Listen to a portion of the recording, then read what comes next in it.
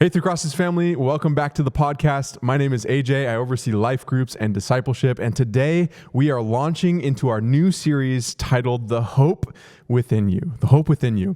We're looking at Luke 5, verses 1 through 11 today. We're going to have a great conversation on how to share that hope that lies within you. But first, we want to let you know what's going on here at the church. And so, first and foremost, we would love for you guys to fill out that podcast survey. You can go to threecrosses.church/podcast, and you can tell us where you are, who you are, where you're coming from, and you can redeem a free drink at Neighborhood Coffee. Second, we'd love for you to attend our Wednesday night life group night. And so on life group nights, you have the option of going to our life groups, which are going over the material that is being preached on, that we're talking about here on the podcast, and a curriculum that we've written in-house. Or you can go to our rooted curriculum, which talks about the 7 rhythms of discipleship. Either one is a great option. I encourage you to check it out. Wednesday nights here, 6:30 to 8. August 20th all the way to November 12th. And so we'd love for you to sign up. You can check out more information at threecrosses.church/lifegroup-night. And so we have an awesome conversation launching this Hope Within You series. And so with that, let's go deeper.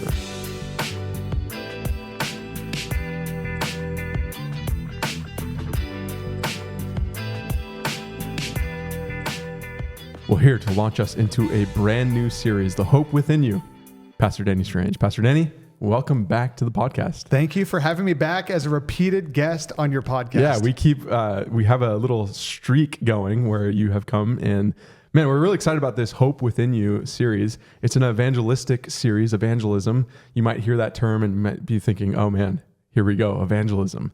Anything to say on that word, evangelism, it's before we launch into it? It's a scary word. I remember when I first started coming to church, I heard about this concept of sharing your faith, and it terrified me. Right? It's like, I don't know what to say. I was like, I don't know Christianity well enough to explain it. A lot of people that I knew who are passionate about evangelism were about like apologetics, defending your faith. And they're like, okay, here's how you have to defend your faith. I'm like, I hardly even know what my faith is, let alone defend it to a skeptic.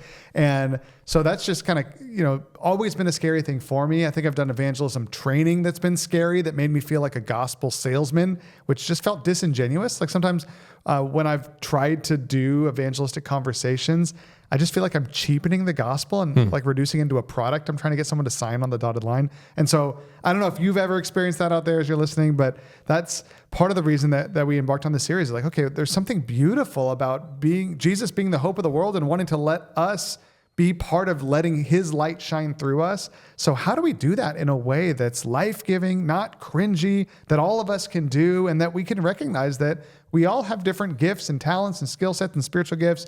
And so all of us approach this topic even differently. So what do we see in the scriptures about how to share the hope that is within us with the world outside our doors? And even going back to last week, the end of last week ended with Isaiah being commissioned out into an almost impossible task where people are going to reject the message clearly and outrightly. And yet it began with this posture of worship. And so we're kicking off the series, piggybacking off of that Isaiah 6 passage. We're jumping into Luke 5, looking at Simon Peter. And so we'll begin. I'm going to ask a context question here. One day, as Jesus was standing by the lake of Gennesaret, the people were crowding around him and listening to the word of God. So right away, we're jumping into Luke 5. So we're 5 chapters in the book. Could you help us catch up on what's happening in the book of Luke and what makes the book of Luke so unique? I look at like the opening passage of Luke, and it's just this beautiful letter written, historically accurate. Luke's probably has a doctor background, so he's passionate about the marginalized in a lot of ways. So help us just catch get our bearings around what's happening right here. Yeah, and this is not just Luke. This is actually true in all the Gospels. They have slightly different accounts in terms of what they highlight, what they don't. But what we see in all the Gospels is that Jesus is obviously born. Jesus grows up. Jesus is baptized. Jesus is led out into the desert to be tempted by the devil. He is victorious over the devil. Jesus starts ministry and starts doing some miraculous things and starts teaching. And then Jesus starts approaching these young men and saying, hey, I want to invite you into followership of me. And so the context really is that Jesus shows up where these guys are doing some fishing and he's doing some teaching, but they most likely have already seen him for probably a year, 18 months doing ministry. There's some overlap between some of these guys and Jesus that we see in other gospels and even in Luke. And so this is not like Jesus showed up and they never met the guy before and all of a sudden they all start following him.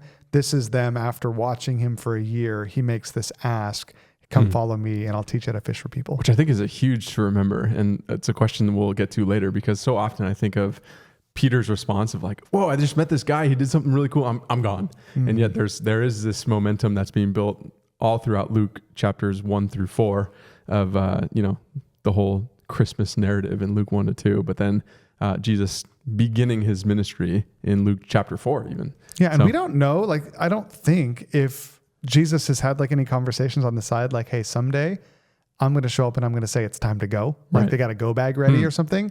Or if this is like they never expected this to happen, we don't know that. But we do know that they've known who Jesus is for a while and they've started to follow him. We know that they followed a lot of these guys, John the Baptist, who said, this is the guy you need to follow. And so they've been prepared for this moment.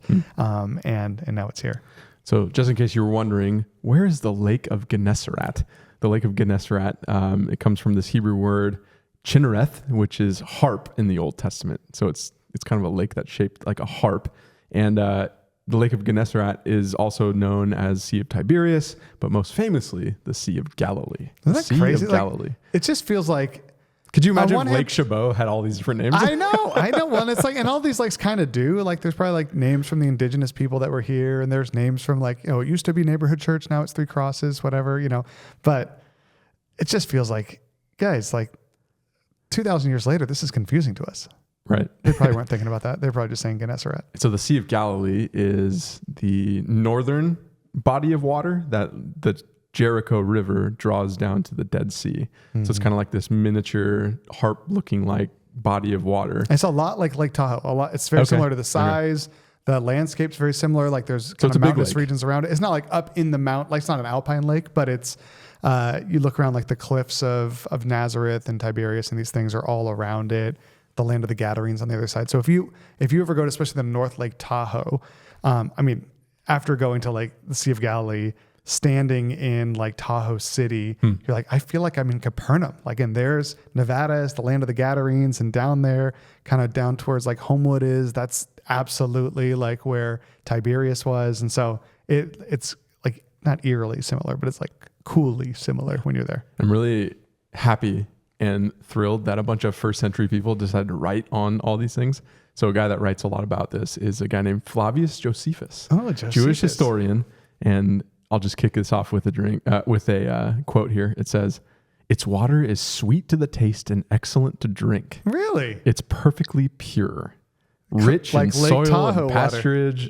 Yeah, a lot like Lake Tahoe. So we're nerding out on the Sea of Galilee. I know. I wonder if that's interesting stuff. So we have the location, we have the setting, we have crowds gathering to hear Jesus. Presumably, the assumption is that people have already heard him, so they're gathering around. So like we said, there's ministry that has happened before this already. You can look in Luke chapter 4 for evidence of that.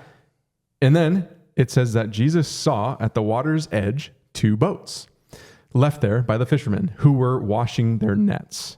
He got into one of the boats, the one belonging to Simon. Which is why it's like, it's good to know that they have a prior relationship, right? Can you imagine like, you're just like, you finish, I don't know, you're like work for PG&E. You finish a day's work. You're like washing out your work truck and some dude just gets in your truck. Like, that's crazy.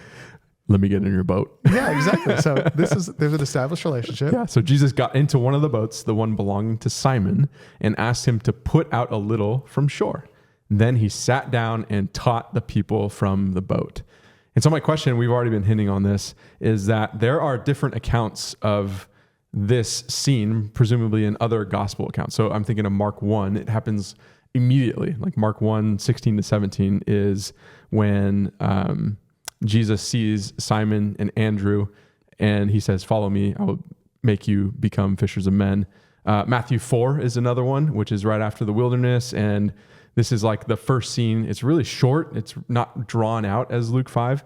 And then the other one comes at the end of John. The end of John, there's like this massive catch of fish, and it's post-resurrection Jesus. That Jesus is showing up to Peter. Peter recognizes him. He swims out to the lake. They have a nice little fish dinner. So I bring out these differences to ask a little bit more about that prior relationship. Is there any evidence? Is there any like instance in the book of Luke even that shows us what Jesus was up to already? Like what can we say about Peter and Jesus in this moment? Yeah, I mean, I will say too, when you look at like that John passage especially, that's one that, the other ones are probably different vantage points of the same event, different gospel authors kind of drawing out different details of the scene for the purposes of their writing, right? Like Luke says, I want to write you an orderly account. Here's everything that happened in order. Mark is just going boom, boom, boom, like hitting things like immediately. John, it's like, I don't think anybody believes that John 21 or wherever that big catch scene is like, oh, well, that's actually this one. Right. Like what that is this bow on Peter's back in John 21, back on the boat. Jesus has died on the cross. It's like, well, I heard he was resurrected, but I guess we're going fishing again.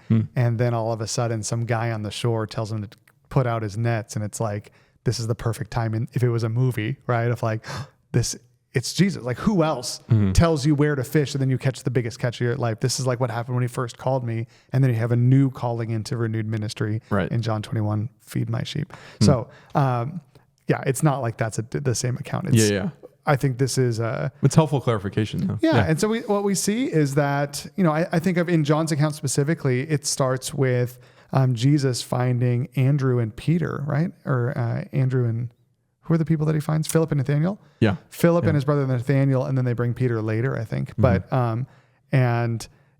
and they start to engage and have a conversation, and he's like, hey, I know who you are. I actually saw you under the fig tree. And I was like, wait, what? Who are you? Like, how did you know that? And John the Baptist is like, this is a guy, you should follow this guy. And so then he gets his brother and says, hey, I want you to come and see this guy. And they go to find the place where Jesus is saying, and they come and start hanging out with him. And so what we see is that everything is pointing, John the Baptist is the foreigner. Everything's pointing to Jesus is the man. He is God in the flesh. He is the Messiah. He has come. And now this John the Baptist character is telling his disciples to follow Jesus. And they're starting to do that. They're starting to hang out with him, see what he's about, hear his teaching, watch his ways, get familiar with the ministry that he's doing. And all of that happens before he comes to them. And I know Luke is pretty vague about different situations before this one event, but he does specify in Luke 4 of Simon's mother-in-law. So Simon has this interaction with Jesus. Simon's mother-in-law was ill with a high fever. They appealed to him on her behalf, and he stood over her, rebuked the fever, and it left her. So Peter's already experiencing some of the power that Jesus... It's like this guy, This guy's something. Which, I mean, I think we'll talk about this in a second, but I think all of these different events, them seeing his miracles, them seeing his teaching, even Peter tangibly seeing the healing of his mother-in-law, which is a wild story. And that only happened just a few, maybe half a mile from where this takes place. All of that, you kind of bring into this interpretation of why Peter has the reaction he does when Jesus does what he does here. Because on one hand, Peter shouldn't have been surprised that Jesus has miraculous powers. So I don't think surprise is what he's feeling. So we know that the eventual calling, right? We talked about on Sunday that it's follow me and I will make you fishers of people, right? We know that's coming. What is this scene? How should this scene inform our journeys today? Maybe some people are out there just wrestling with who Jesus is. What would you say to them in this season of life? Based on this scene, like before the calling into ministry, I mean, I think there's one of the things that I was thinking as I was watching the story unfold in the scriptures is that these disciples kind of went through some stages that I think many of us go through, where there's, a season where we hear about Jesus from a reputable source, right? Maybe we have a grandmother or we have a friend at work or something who's like, hey, I actually am a Christian. God has really transformed my life. And you're like, huh. And so you kind of have this like question mark and like lean in. And then some of us kind of, I remember in my life, I had friends who were believers. I was kind of intrigued by it. We kind of grew up Catholic a little bit. So I considered myself religious, but didn't really understand. Then these friends were really into reading the Bible, and I'm like, that's interesting. And going to church, which I never really done on a regular basis. And so I'm like leaning in, they're inviting me. I'm like, I don't know if I want to become like a church person, but I'm just kind of watching. Right. And so now I enter the stage where I show up at church and I see these kids singing and I'm like, that's kind of weird. I hear the message. I'm like, that's actually a pretty good message. I'm evaluating everything, right? I'm seeing them, their lives transformed. And I think that's one of the things where, I didn't in my life recognize this like acutely or specifically, but one of the things that was most striking to me when God started to turn my heart towards faith was noticing that there's something different about these kids. Like something has happened to them. Like they're not like normal high school kids. Like at first I just thought they were weirder than normal high school kids, but then it's like, no, these kids are from different schools, but they act like brothers and sisters. Like they love each other, but it's not like there's no drama. Like it's fun. Like I haven't seen this type of community before. And so it's kind of the lean in and the question mark turn to intrigue. And then I saw that lives had been changed. And then I start seeing the worship lyrics. I start seeing the message through the lens of like, okay, they're singing about how God has transformed their lives, and they're hearing about how God can transform their heart. And so it's almost like I was being, if my heart was an ice block, it's being thawed or something, or my heart's encased in ice. And I felt that same progress. So as I read through this passage, I thought, man, so many of us have gone through these stages of like hearing about Jesus from a distance and just wondering, then kind of coming up close for a while, like skeptically watching, then seeing that he works, then being like, wow, this guy, like Jesus is actually a powerful entity, powerful being. He is God, but still being on the outside. And then at some point you get invited to like step into the inside of faith. And, for so many people, when you realize that the gospel is for me, not just like about what God does in other people's lives, but for me, there is this brokenness like Peter experiences of like, well, like, no, not me, right? This is not for me. So I don't know if exactly that was what he was experiencing, but I see that same like gradual progression that Jesus does still today with people's lives. And I think that's refreshing. I feel like in this series already, even last week, I've used this like analogy of like this whole series makes me take a deep breath, because at face value, I've always read this passage as like there's no prior relationship that Peter has. And it was like on an instant, like something massive happened. Whatever happened on this boat, like just radically transformed him. And yet understanding it through that lens where it's like piece by piece by piece, it not only just illuminates the trajectory of things, but it also, on the other side of people looking to share their hope that's within them, gives you a deep breath of like, okay, maybe I'm contributing to this piece. Like I don't have to bring like this massive event. I don't have to manufacture anything. I can just take this. Yeah. So what I mean, and people have radical conversion moments out of the blue, but if what is normative is that it takes a while for God to draw you to himself through a season of drawing, then it does change the way that we approach even this topic of sharing our own faith or sharing the hope that's within us, sharing evangelistic messages. Is like, you got somebody who's far from God. There's not like this pressure that like, I got to get them to sign on the bottom line, the dotted line of this gospel contract today. It's like, you know what, like inviting a neighbor over for dinner and just having dinner is actually part of the process. Like, even if you don't ever talk about religious things, it's like, there's a chance they know you're a believer. They see the Bible on your table. They know you go to church. You've talked about it before, whatever it is. And they're already kind of looking at you like, who is this guy?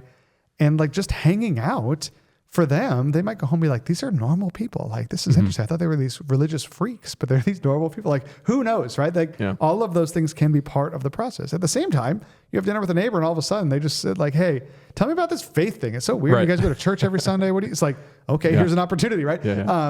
But I think for me, that what's so freeing about the fact that everyone's someone in process is that, you don't want to squander an opportunity if God kind of, tees it up for you. But, honestly, if we just live our lives in the real world and rub shoulders with people, it's like we are carrying the hope within us. There is this concept that like the Spirit is in this conversation because he's in us and we're in this conversation, that God is working even as we just build these relationships, and it's all part of something bigger as long as we just trust the process. Yeah. And it's not to say that Peter doesn't have this massive moment, because we're about to get to that in the text where he does come face to face with Jesus and has that Isaiah 6 moment, and we'll get to that. But before we do, it's the process and the means by which Jesus creates this opportunity is what's really fascinating. So when Jesus had finished speaking in verse 4, he said to Simon, "Put out into deep water and let down the nets for a catch."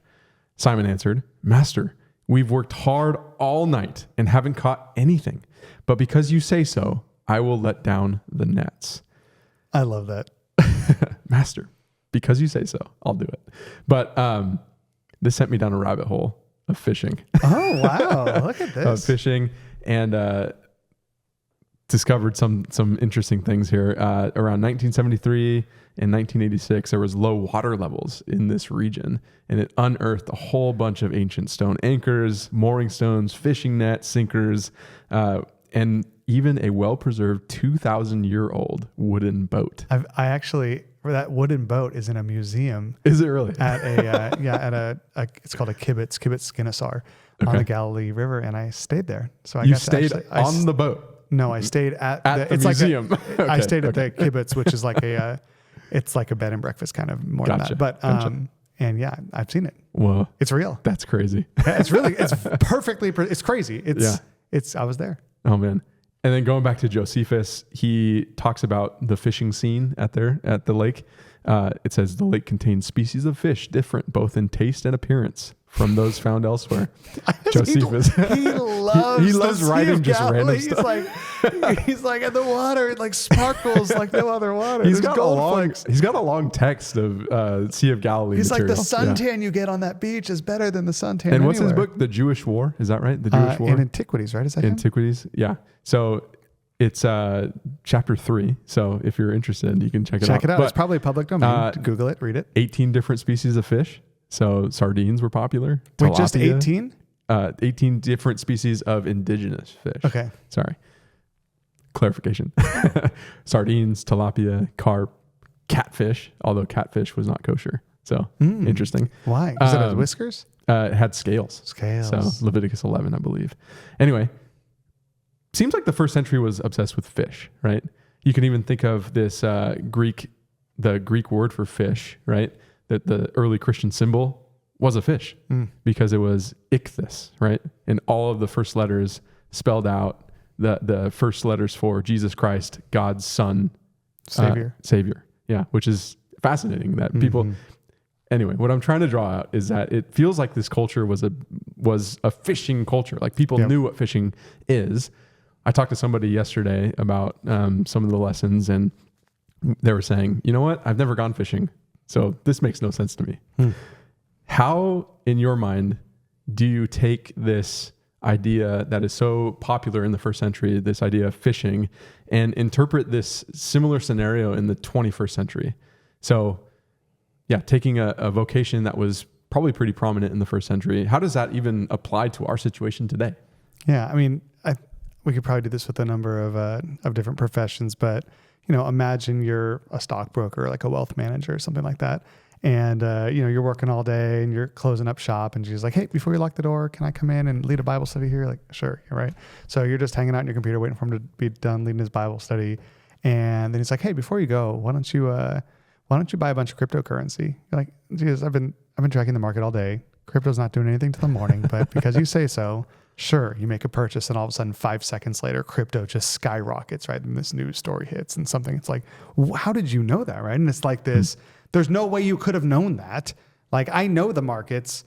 That's not market knowledge. That's something else, right? And so if you know fishing and you know this story, that's probably some nuance I'm missing at that illustration. But it's like, that's the thing that struck me as I read this was Peter's kind of like, okay, Jesus, like, you're an amazing, right, Bible scholar, miracle, like, you're not a fisherman, but sure. You know what? Like, I've been working this lake my whole life. I've been working this spot my whole day. I've been sitting here while you've been teaching this message, but sure, I'll throw my net over this random part of the boat, and then boom, it hits. It's like, there's no way, like, there's no way there's no way there's this many fish right here. That's impossible. Like, I can see the ground, like, and it blows his mind. So that would be my analogy. So it's more so like, hey, I'm going to step into your world that already exists, and I'm going to show you that I have power over it. I'm going to show you that I have foreknowledge. Like, I mean, it's a lot of things, right? So part of it's like at a vocational level, because that's where we go. It's like, you're about to change your vocation. Jesus is like, whoa, he is like, part of it before he calls them to be ministers. Peter has this realization that, like, Jesus is a better fisherman than me. Like, that's crazy. Like, he's better at my job than me, and he's never studied it. Like, who is this guy? There's an elemental aspect of this miracle that we see throughout the gospel accounts, where this exclamation comes out other places, like, who is this guy that even the wind and waves hear him and obey him? So there's a chance that like, oh, he's a good fisherman. He knows where the fish are at. But then part of it's like, or did he just like swim all the fish in Galilee into my net? Like, can he control them with his mind, right? Right. What he controls the elements, he controls nature. He is the God of all creation. And so there's an idea about the miracle working of Jesus, the deity of Jesus, the brilliance and wisdom of Jesus. I mean, I don't even know if he has time to process all that. It's just kind of like how, it's like the crypto thing. You're just like, what? That's impossible. Who is this guy? And then I would assume the next emotion is like, you just feel like, oh my gosh, I just made fun of you, right? Like, like I was so snarky, and I'm like, I've worked all day, but sure, because you say so, anything for you, Jesus. It was like, he was right. Like, I feel so embarrassed, right? Go away from me, Lord. I'm a sinful man. Like, that's like a big apology, I would assume. Yeah. So I think it's super helpful, the crypto analogy. And except the people who actually work in wealth management are like, a good wealth manager would not be buying crypto ever. That's it. But it's definitely an attempt to draw us into a 21st century audience, which I so appreciate, because it's if you've never gone fishing, this analogy doesn't make sense. And yet, if you've been following along in our curriculum out there, The Hope Within You, it's a series that we're doing in life groups, and you'll have presumably walked through week 1. You'll notice that in the lessons 2 through 4, we doubled down on this fishing analogy. Really? We said, hey, fishing, let's identify the lake. Let's prepare the tackle, your equipment. I love that. Okay. Let's figure out what lure we want to use, whether it's service, listening, wonder. So we really doubled down on fishing. My question is there something about fishing that Jesus had in mind? Like, he could have approached anybody. He could have approached, I don't know, people in the marketplace. He could have approached teachers. He could have approached a hunter or whatnot, whatever occupation were there. And yet he decides to start with fishing. I wonder if there's any reason there. Do you think there's anything to this fishing idea? I mean, that makes him prone to be fishers of people eventually? I think we can find some overlaps. I mean, I think when we look at the 12 disciples, there was men from a variety of different backgrounds, totally, right? There's a tax collector in Matthew. And so he's not merely going after a fish, but at the same time, fish do become a theme throughout the gospel accounts of like, he does this again in John 21, right? And then we move into the feed my sheep thing after Jesus feeds them fish. There's that one account. Is this the end of Mark or something, where remember when they go and catch like all these different species of fish? Remember that? Like, and they counted the fish, and there were like 204 species. We were like, well, that's a very specific number. Like, you let the research department look that one up. But and somehow the fish represent the nations of the world in some interpretations, that like they believed, I'll make up the number, they believed there were 296 distinct people groups in the world at that time, and they caught 268 different fish or whatever it was, or 96 different fish. And so there's something where fish represent the people of the world. I will say, I don't think they were using lures, right? They were dropping their nets. And so, we kind of joked when we look up the Greek translation of what comes later when he says, I'll make you fishers of people. Like the word for fishers there is talking about like capturing something for life. And so there is this idea of like, evangelism is fishing in the sense that like people are being swept up into the kingdom of God, and now they're in his hands forever, like a net, like they're safe in his hands. Not like trapped like a bear in a bear trap or something, but and so I think there is something to this fishing analogy where, we use that at church, where we talk about net casting ministries. We say something like, we look out on the East Bay, and there are people in schools, there are people in like coffee shops, workplaces, all that. Like, we're always looking for like, what are the nets that we can cast out into the society and see who God brings our way. And so there is something about like the way our participation in God's gospel movement works that feels like net casting fishing, where it's like, hey, you know what? I'm not hunting for people. I'm not like trying to shoot them with a bow and arrow or a gun. Like, I'm not even fishing like with a lure or with bait for people. Like, that seems like that's how Satan catches people in the book of James. But like when we do it, like when we do it, it's like, we're just on our boat. We throw a net, we drag it in. It's like, hey, look, like there were fish in this net. Like, this is awesome. Right. And so there's this idea of like, it's a harvest. And so, fishing feels a little more, right? If you have chickens or cows, you slaughter them. If you have, you harvest them, but that's how you harvest them. With fishing, it's like you're just throwing a net out there and you're gathering it in the same way that you bring in the sheaves, like, right? You're gathering wheat, you're gathering grain, you're gathering corn. And so fish almost is caught like a crop with like a net that goes out and you gather it.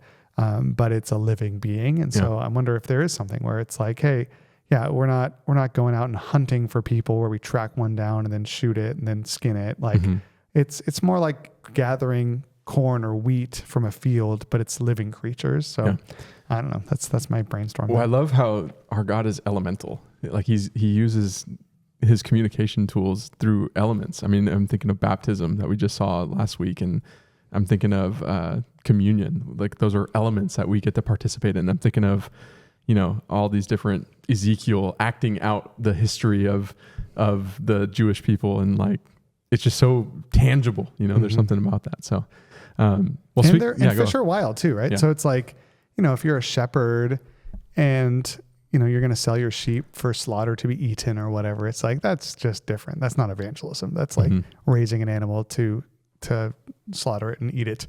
Fishing is like you go out into the world and you come back with something that you've gathered from the world that was invisible to your eye, and now it's made visible, and it's come from one world to the other. It's come from the underworld to the world of the light. So interesting. You can add that one too. Yeah, okay. Well, speaking of methods of fishing, this is another deep dive. Okay. Like what kind of methods were out there? Like what does it mean that he cast his net? And so I found 4 different possibilities. One being like the classic, like, I don't even know what you call this, but the hook and line with the lure on it. Yeah. But so that existed at the time. It just wasn't used, right? A rod and reel. Another one was like a drag net. It was just really broad net. We used to have a casting net, sort of like a parachute that you throw out and it sort of sinks to the bottom. And then a trammel net, which is like a 3-layer net. It's just this massive, thick type of net. It's got like 100 yards long. And what they said is that usually during the nighttime, they would cast it out like 12 different times because the fish couldn't see it. They couldn't see the layers of it, and it would just sink down. All these things, the drag net, cast net, trammel net, they just would sink down to the bottom, and then they would have to pull it up and they'd have like little weights on it. So when they found the boat with those weights on it, it was just like, that's really cool. And you think about it too, like, okay, so you imagine a net like that, and you throw it out, pick it up, throw it out, pick it up. Like if you've ever done fishing or worked with any kind of, then it's like you got to spend, one of my daughters is into crocheting right now. And so she always gets the little crochet thing like all tied in a knot. So I like sit there on her bed and like undo it. Like takes so long. Yeah. And so it's like you finish fishing, you got to clean up this whole net. That's what they're doing when Jesus shows up, by the way, is that they're on the shore cleaning up this net, preparing it for the next day. And I just can imagine how annoying it might be if you're Peter, where Jesus is like, hey, throw the net back in. It's like, you're like a parent where it's like you just finished cleaning up for dinner and then your teenager comes home and it's like, hey, can I have some, like, well, it's like, I just cleaned everything. Are you serious? We're going to make a mess again. It's like, sure, Jesus, I'll throw this net out and then we'll spend the next hour cleaning up the net again just to prove to you whatever, And then they hit it big on crypto. Especially if it's the thicker net that's getting thrown out multiple times overnight because it says we worked hard all night, haven't caught anything. You're finally about to get to go home, and then Jesus shows up and teaches a Bible study. And you're like, oh my gosh, I just want to go to bed. I just want to go to bed. When they had done so, they caught such a large number of fish that their nets began to break. Did they say we worked hard all night and caught nothing? Yeah. Oh, that's and you're also like angry because like you didn't get anything. It's like, Jesus, I just worked all day. I lost a bunch of money on all these investments. I'm feeling down. I just like spent an hour shutting down the whole system. I just want to go home. I'm so discouraged. He's like, well, just boot it back up again and put a big bet on crypto. Like, fine, whatever, anything for you, Jesus. And they caught a large number of fish that their nets began to break. I would say can you imagine the power of just getting to a point that we just start saying, even if we don't mean it, like Peter seems to not mean it, anything for you, Jesus, right? Where it's like, you have the sense like you just got home, you're so tired, and then your neighbor is like bringing his trash can out and you feel like God's saying, hey, you should say hi to your neighbor. And it's like, God, I don't want to talk to this guy. I'm so tired. I just want to go inside, but anything for you, Jesus, right? Like that actually is even though he doesn't really mean it, probably, I mean, he means it because he does it, but not with his heart. Jesus uses his obedience, even his reluctant obedience, to bring massive transformation, obviously, to his life and in the analogy to, all the folks that you're trying to reach. So let's talk about that transformation, because they signaled their partners in the boat to come in and help them. And they came and filled both boats so full that they began to sink. And so obviously this is just a huge catch, which if you're thinking out there, if you have a huge catch in crypto, like you've made it. Like you've become pretty rich. Yeah, you made it. And yes, crypto so big that all your friends had to open up their own bank accounts because you hit your max on each bank account. So the question underneath this scenario is, does this mean as long as I obey Jesus, I'm going to do well? Like I'm imagining people listening to us about this series of sharing the hope that's within you and saying, well, if I was set financially, if I did well in work, if I was performing well, it'd be super easy to share the hope that's within me. So is this what it is? Is it, as long as I obey Jesus, I'm going to do well financially? He's going to bless me in that regard. Where does material success fit into what we're talking about here? I mean, on one hand, yeah, you can say that Jesus is absolutely sovereign over material success. Like he can make you rich in crypto overnight, right? I mean, this story is kind of bonkers, man. But I talked to a guy who, do not do what this guy did. But I talked to a guy who just felt like the Lord was telling him to sell all of his stuff, like his retirement accounts, everything, and put it all in cryptocurrency. And then he did it, and then he hit it big, and then he sold it all, and then he bought 6 houses. Whoa. And he's like, God told me to buy crypto, and I did, and now I've set for life. So I'm like, well, that doesn't happen to me very often, right? But it's like, I mean, God can do that. I don't think we should all just, most people I talk to who try stuff like this, it's more like they're spinning a roulette wheel and trying to ask Jesus to please bless it. Right. But it's like, so yes, Jesus has sovereignty over our material possessions. And there would be a lesson in here of just trust Jesus and you'll be rich, possibly, if that was the end of the story. Right? But the end of the story is they walk away from all that. Interesting.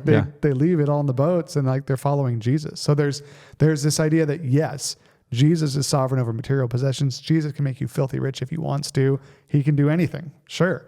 And then he says, hey, come follow me and I'm going to give you something better. I'm going to give you a different vocation, a better vocation. And that was so intriguing to them that it's almost like you hit it big on crypto. It's $6 billion. And Jesus is like, all right, shut down your computer and let's go into ministry. And you're like, okay. And you walk away and you never look at that. The $6 billion is just sitting there and you just left it in your office. You locked the door, walked away. It's gone forever. So I think if there's a lesson about Jesus having control over material possessions, there's a second lesson on top of that of and even if he can make you filthy rich and did, following him is way better than any amount of riches you could ever get. Even if you won the lottery in your profession, a catch of fish so big, you'll never have to work again, whatever it is.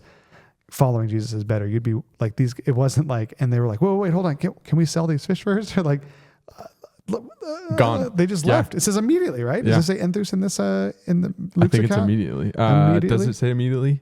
It doesn't. It does in Mark. So it says somewhere, but that's what Mark's trying to say is they just walked away. It just says in verse 11, they pulled their boats up on shore, left everything, followed him. Left everything. So everything is not their nets. Left everything is 2 boats so full of fish that they're sinking. It's probably the boat that they found, right? That was preserved. It was preserved because it had so many fish around it to preserve the boat. But Omega-3s preserve boats. Oh my goodness. That's another lesson. But yeah, so they left, if you're going to get consumed with the monetary part of it, don't forget that they literally left the money on the table and walked away, like rotting fish in a boat. And I would assume the fish didn't rot. I would assume the whole community came out and ate it. There was a feast in their wake. And so they left and people got to celebrate and they got to go do something better. A pretty cool picture. It makes me so wonder what's on the other side, right? If that is the case, they left, it's man, what is the upgrade? What is the upgrade there? And so before we get there, we have a very similar response that Peter exhibits. When Simon Peter in verse 8 saw this, he fell at Jesus' knees and said, "Go away from me, Lord, I am a sinful man." For he and all his companions were astonished at the catch of fish they had taken, and so were James and John, the sons of Zebedee, Simon's partners. So stepping into Peter's shoes for a moment here, so Jesus instructed it and he's like, okay, whatever, I'll do it because of you, Jesus. Yeah, sure. And of course, maybe he's thinking of a Psalm 8 or Psalm 104 where he is the God of all creation. He can make this catch happen, or even the just provision of God of, manna in the wilderness, providing. And then we see this pattern emerge. We talked about Isaiah 6. where all of a sudden he has an encounter with God on his throne room, and he says, "Woe is me, for I am lost. I'm a man of unclean lips. I'm in the midst of people with unclean lips." And then even like Ezekiel, where he has a throne encounter and he falls flat on his face. And so what do you make of this pattern where all of a sudden they have this encounter and they're just falling at the knees for Peter, falling on his face, saying, "Woe is me." There's like woeful attitude. And then it leads to sending. So what do you make of this pattern that has emerged in Peter's story here? Yeah, I mean, I just keep thinking about what it would feel like in the moment in real life, right? Because we approach the scriptures and we have the luxury of seeing the whole story from a 30,000 foot, 40,000 foot view. Yep. These guys are just experiencing it in real time. So Peter just worked hard all day. Peter is mending his nets on the thing. Jesus shows up. "Hey, can I use your boat?" I don't even know if he asks, but he starts using his boat as a lectern, preaching on the shores. So like go back to that crypto analogy. You're locking up your business. Jesus knocks on the door. "Hey, do you mind if I use your business for a Bible study?" "No problem." Then Jesus says, "Hey, by the way, thanks for letting me use your office here. Why don't you go put, $100,000 on crypto?" And you're like, "All right." Like, and you do it. And like the first thing you're probably thinking is that Jesus is like, "Thanks for letting me use your boat. Here's $1 billion."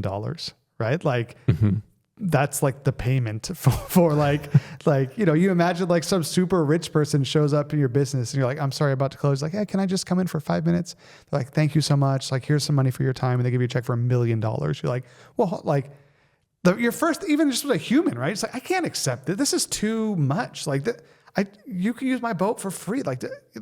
So part of it is maybe Peter's a desperate sinner. Part of it is like, yeah, his attitude, all of that. But then part of it is just like, okay, this is a very grand gesture for letting you use a boat for 45 minutes. Like, I don't need to become a millionaire. Like, and so anyway, so that's kind of how I see is that Peter he's coming face to face with the grandeur and glory of God. He is seeing just another layer of how amazing Jesus is, but now it benefits him. And all these other things that he's seen up to this point, Jesus heals a leper, Jesus heals a blind man. It's like, wow, he's like doing so much great stuff for people. That's awesome. Teaches people, changes their lives. Now it's him. Like Peter has everything he needs. He's got all his limbs. He's got his ability to see. Like his mother-in-law was sick. Jesus fixed that already. It's like he has everything he needs. Like he doesn't need to be one of these poor people that the gospel has come for. He's doing well. Maybe he didn't catch anything last night, but it's like, hey, he's got obviously a house to live in, a mother-in-law that lives there. Like, he's doing okay. And so part of me wonders just like, Jesus up to this point has been serving the poor, the outcasts, the disabled, these folks who are on the margins of society who can't kind of put one foot in front of the other. And now Jesus gives this extravagant gesture to Peter, and it's just like, why me, right? Like, so I do think on one hand, there's some conviction. On the other hand, there's probably some humility here that Peter's demonstrating of like, hey, like, no, I don't need all this. What I find fascinating, I don't know if this is true or not, but it feels like this is a moment in the same way Isaiah like acknowledges that this is God on his throne. I've seen the King. I've seen the Lord of hosts. I just wondered, is this the first time Peter calls Jesus Lord in this situation? Not sure. Might be a research department question. Yeah, I mean, there's not a lot of Peter talking before this that I know of. Right. Maybe in the mother-in-law passage, but I don't know. And maybe that's why it stands out. It's like, hey, this moment was the moment. After seeing all these different things, we talked about the relationship. After seeing everything, all of a sudden, he gets to a point where he has to do something essentially by faith, saying, okay, I trust you, Lord. I don't want to do this, but like, sure, why not? We'll do it. Here I am, sort of vocabulary. And then all of a sudden, Jesus does what only he can do. And so I wonder if it's like this moment of by faith through God's grace, like by grace through faith. Sorry, I got that backward. By grace, by God's grace alone, like it's a free gift that he's giving through an act of faith in a lot of ways. So I don't know. Maybe there's something really powerful about that. No, I also think there's a powerful sentiment throughout the Gospels where they experience Jesus based on his physical presence. And so it's like when Jesus first comes on the scene in the early book of John, and it's like, hey, is this, who is this guy? It's like, come and see. The question they ask him is where are you staying? Like it's the Greek word meno, like remaining, abiding. I want to abide where you abide. Like I want to be with you. Now when Peter is like convicted or humbled or whatever it is, he's like, depart from me, exorcumate, like get out of my presence, like leave me to like separate yourself from me. Like you shouldn't be in my presence. Then in the Mount of Transfiguration, when they see him in glory, it's like, it's good for us to be here. Let's set up some tents. Let's stay here. Let's dwell here. Then even Jesus himself in John 15, it's like, that's his whole big message to them is, as I go, you have to remain in me, stay with me. Like your physical proximity to me has served you well in my earthly ministry. Your physical proximity to me is going to serve you well after I depart from here and the Spirit comes too. So stay in me, don't depart from me. So there is something to like staying and departing. Even at John 21, when he starts sending Peter, it's like, I'm sending you, but I will go with you, right? It's this idea that, staying close to Jesus is maybe the most important lesson in all of this. And when Peter experiences this, like, oh my gosh, I can't handle this. It's like, God should be separated from me because so that separation and closeness to Jesus is like the key to understanding a lot of maybe this passage. Well, before we move on from this passage, I think one of the other possibly like throwaway verses is the companions here. And so were James and John, the sons of Zebedee, Simon's partners. It says all his companions were astonished at the catch of fish. And I want to bring this out because there's something unique about Peter, James, and John that lasts throughout the Gospels from this moment, which is they're brought into some of Jesus's most important moments, like the Garden of Gethsemane, the Mount of Transfiguration. So what might this say about the communal nature of what we're talking about? So we've been talking about like being sent out to share the hope that's within you. Is there a communal aspect to that we see here? Yeah, I mean, absolutely. And this is something that we see throughout the Gospels, right? Jesus has his 12. He's got a greater amount of disciples, but these core 12 apostles, he has this close 3. You see this in the book of Acts when the Spirit comes. They were all gathered in one place. They replace Judas with Matthias. They stay close together. We see that they're sent out when Jesus sends them in groups to go and do ministry. So there is something to, like, Jesus wants to dwell among the faith community, not just individuals. And I was thinking, I had a meeting last night with some senior pastors from around the Bay, just kind of all the largest churches in the Bay. And a guy flew in from Chicago to hang out with us to kind of talk about the power of ministry across churches together. And he said that, hey, what we're seeing around the nation, this guy's an expert in church planting and multiplication in general. It's like whether it's happening in small groups or it's happening in churches, that when 4 to 6 get together and they embark on something for the Lord, mighty things happen. So he's like, we've got these small groups where 4 to 6 people will be like, we want to live on mission in our community, in our neighborhood, and great things are happening. It's like, we've got 4 to 6 churches. We're like, let's get together and figure out how we can launch one more church together, and great things happen. So his whole thing was just like this, that when we gather together, right? Jesus says that when 2 or more are gathered, I'm there with you, right? This, when we gather together, the Lord is present in a way that is different than when we're just one-on-one with him. Like obviously his presence is his presence, but it seems like Jesus has designed us to live life in community and even do mission in community. It's not merely a call to Peter. It's a call to all of them. And any one of them could have been like, I'm going to stay back here and watch these fish. Or I'm going to stay back here and sell these fish and I'll catch up with you with the bags of money. They just left. They all went for the upgrade. And they left. They also left their families. They left their family business. So it's like, there might be a lesson here too of like, part of it's like, well, hold on, like for generations, maybe these guys have been fishing. Like this is not America where your kid gets to do whatever he wants to do. Your dad's a fisherman, the kid's going to be a fisherman. Right. And so, James and John are there with their dad, right? The sons of Zebedee. Like there's a family generational thing. And so part of what we see with these guys is they're walking away from generations of this work. But I do love kind of the back end of like, maybe they have to wave goodbye to their dad and be like, I'm so sorry. Like, I know that your whole livelihood was caught up in me, but they're also leaving him with the greatest catch of his life. So it's this like, hey, your dad's going to be fine. Like he's just sitting there among a pile of money and you're like saying, I'm so sorry. I'm going to go change vocations now, So there is like this, just Jesus is so brilliantly miraculous that there's a multi-layer of his provision here where it's like, he's teaching them a lesson about sacrifice. He's teaching them lesson about his ability to provide. He's providing for their families, even as they leave their families. It's like all of that's happening in one miracle. Wow. That's fascinating. And here I am thinking that like, this is just a big catch. It's just a little story. There's just so many facets to it, which is why I love this podcast, walking through it.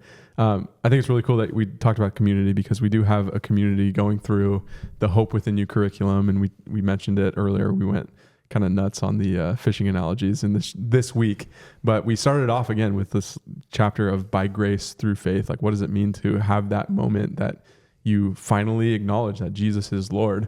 And then just like Isaiah, where it leads into like, woe is me, he gets touched with this coal, and then he eventually says, here I am, send me. We have this moment with Peter where he's falling to Jesus's knees. He's saying, Lord, I am a sinful man. And then finally it ends with Jesus saying to Simon, don't be afraid. From now on, you will fish for people. And so, like we've been saying, they pulled their boats up on shore, left everything, and followed him.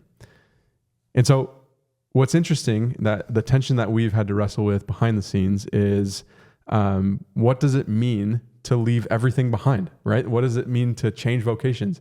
Is that a calling on our lives today to like leave everything behind, change vocations, start following a rabbi? Like, what does that mean for the groups wrestling with that together? What does that mean for people listening, maybe not in a group right now? Just help us unpack how we can take this call, because this is the same call. Come follow me and I'll make you fish for people. Like, it's the same call speaking to us today. How do we apply that to our lives? Like, what needs to change in our mindset? Yeah, I think we need to look at the whole kind of corpus of the gospel accounts to answer that question. Because if you just look at this one, it's like, okay, well, I guess like at some point Jesus is going to show up and I have to like leave everything, Right. but that's not normative. Like, he does that a couple of times. I think of the rich young ruler, which happens opposite, where this guy comes up to Jesus. Jesus is like, well, one thing you lack, sell your possessions, give to the poor, you'll have treasure in heaven, then come follow me. And the guy's like, I can't do that. Right? That's not a thing he asks a lot of people either, right? Like, but we get to see the state of this guy's heart, that this stuff was holding him back. So I think kind of the principle that's kind of the meta narrative above all of these is not that Jesus is going to ask you to leave everything, but I think the principle is that we need to be people who hold everything with open hands. That like the principle that he gives us, this idea of like, we're stewards, like we're called to maximize what he places in our hands. And so when he places a job in our hands, God, how do I take this and multiply it? How do I do something with this that's going to have impact in this world? Whether it's I take money and make more money, or I take this business and impact more people, or I take money, make money, give it to the poor, whatever it is, like this isn't mine. It's all for you. And I'll do whatever you ask me to do. I think that the general principle is not sell everything and then become a Christian. Mm-hmm. The general principle is, when Jesus asks you to follow him, he wants all of you, right? And in a sense, that means that you can't be clutching onto all this other stuff. Like, you've got to be ready to follow him. And so we see that, there's a number of stories in the New Testament where he comes and says, hey, come follow me. And the guy's like, oh, well, let me bury my dad first. Or, oh, actually I would, but it's like, never mind, right? Like, no one who puts his hand to the plow and looks back is fit for service in the kingdom of God. The general principle is, when Jesus says, come, say, here I am, I'm ready to go.